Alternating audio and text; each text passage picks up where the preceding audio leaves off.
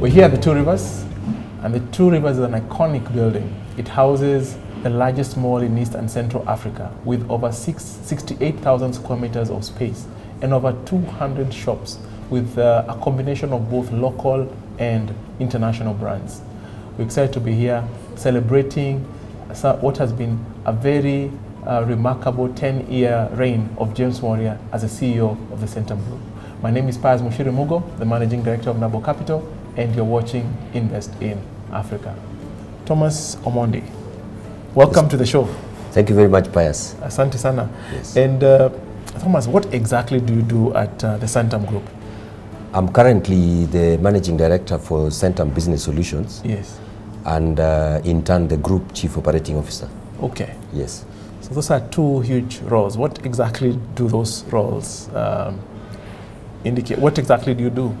To sum it up, Pius, those two roles rolled up into one. Yes. Is actually to enhance organizational effectiveness, which means human resource management, operational excellence, group risk, and group information and communication technology. Okay. So those are the four key buckets that those two roles look at. Yeah. Yes. Some big word there. Yes. Organizational effectiveness.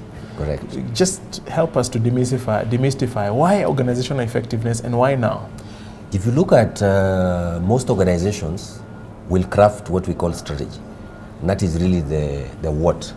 Now what normally remains is the how and the who. So those two positions actually look at the how and the who. So we are about looking at processes, procedures and policies, and then the who. And the who is really the people. Okay. That's really what is more important than the other two. Okay. So now that we've defined the what, which is our strategy for the next 5 years, which is the 4.0, we need actually to define how we are going to execute that strategy and who is going to do it. Yes. And obviously when you look at the how and the who, it has to be efficient and effective. Yes. Yes. It's interesting you mentioned the who, and we are here discussing the track record of James Mworia since he joined the group at in 1st December 2008. Yes. What has been a very interesting, remarkable 10-year reign. And Thomas, you've had the privilege of knowing James even before he became the CEO of the Centum Group. Just sum it up. Has it surprised you what he's been able to achieve over the last 10 years, or is it something that you saw many years before he became the CEO? Pius, that's an interesting question you ask because I first met James in 2003 in a different professional capacity. Yes. At the time, actually, James was an intern. Yes. And he had come to see me in an organization which had a relationship with the then ICDCI. I was actually managing the largest ICT project in Kenya at the time in that organization. And shortly thereafter, I was the head of IT and strategy implementation at that organization. And what I saw in James was somebody who was very passionate, ambitious, and was very much interested in outcomes. Yes. And therefore, if I look at Centum now that I've joined the group and I've seen what has happened, and I'll explain to you by taking 3 key assets, I'm not entirely surprised at what has happened in the last 10 years. Yes. Let me explain what I mean. 2 years or 3 years ago, actually, I heard about the mall where we are seated today. And there was a very good vibe about the mall, that it was going to be the largest in the sub-Saharan Africa. And I took a Saturday afternoon with my 2 boys, and I said, boys, I want to go and see something that I've seen in the media that is going to be the largest.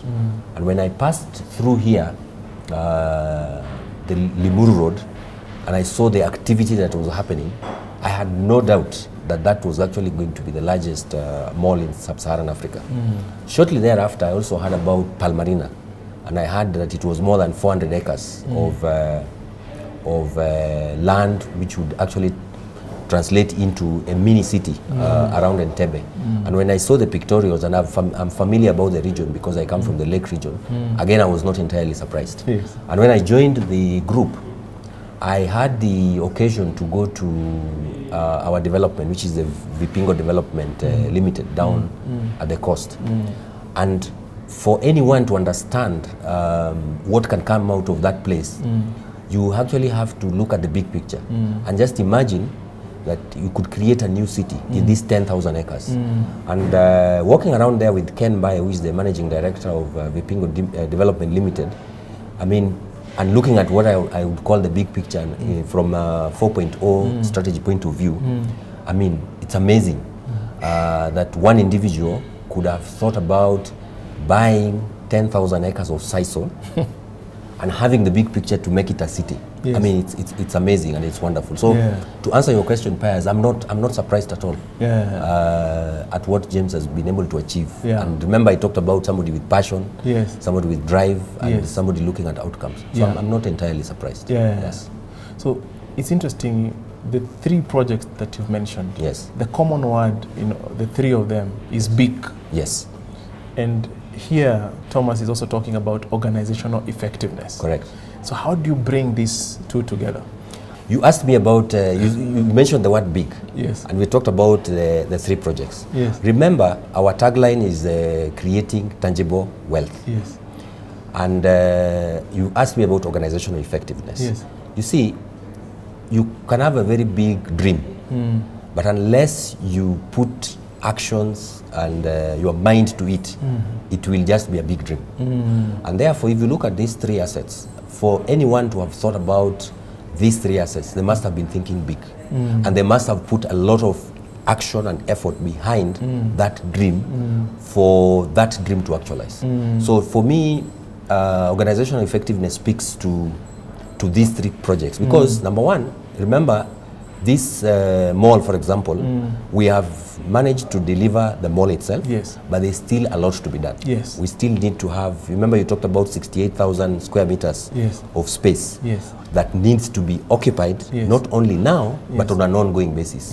And then there are still development rights that we have in this particular area because we have Vipingo, the Two Rivers Development Limited, which still has some land to sell. And if you look at Palmerina, we still need to be able to execute effectively because we still have the land and that land still needs to be developed. Remember I talked about Vipingo Development Limited.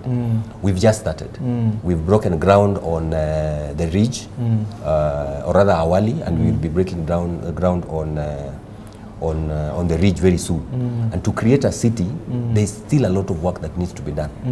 And because we are about creating tangible wealth, remember there are people who are putting their money in, for example, Vipingo Development Limited. And they want to see something in 18 months. There is no way, Piers, we will be able to deliver in 18 months if we don't do it with precision. That's true. And that's where organizational effectiveness comes in. So I have no doubt that having been here for 4 months, the men and women that I have met, they have the ability to do it. All we need to do is to enable them to do it and do it quickly and efficiently. We have to deliver what we have promised to the customer. Remember our first value, we deliver to promise. So we have to deliver to promise. Yes. So interesting that you actually, bring in the subject of the tagline. Yes. We create tangible wealth. So and it's not about creating fantasy wealth. Correct. It's about creating tangible wealth, something that people can really touch. So it's 10 years, which means we have completed 2 strategy periods. Correct. And we are poised to start another 5-year strategy period. When you project forward, do you see this success continuing and why? You talked about, I mean, you reminded us about the tagline, tangible wealth. Remember that if you look at the assets that Centum has, it's real tangible. Of course, there could be some elements of intellectual property, which is normally not tangible. It's like goodwill. But this is real wealth that is tangible. You can see it. If you go to Vipingo, you can see it. The 10,000 acres. If you come here, you can see it. If you go to Palmerina, you can see it. Of course, there are some aspects of our business, like marketable securities, which may not necessarily be something that you can see, but all that, which is your business, is backed up by real, tangible wealth or tangible assets that you can be able to see. So to answer your question, I can actually see that in the next 5 years, we will do better than the previous 10 years. Wow. Given the foundation that James and the team before me and others like yourself have laid. Yes. So I have no doubt that we will be succeeding because we have very solid assets, which despite the shocks that we might expect in the next 5 years, will not necessarily be affected that much. So I have no doubt that looking at the plan that we put in place and the people and the processes that we are going to put in place, that we will succeed. We have to win. We have no choice. Remember, we are taking people's money and committing that we are actually going to deliver to promise, and we are going to create value for them. So I have no doubt that we will win. Yes. Thank you so much, Thomas. I've really enjoyed this conversation, and I think you've had it. It's all about delivering to promise, following through your dreams to precision. Thank you for watching. I hope you've been inspired. My name is James Mworia, the Managing Director of Nabo Capital, and you're watching Invest in Africa.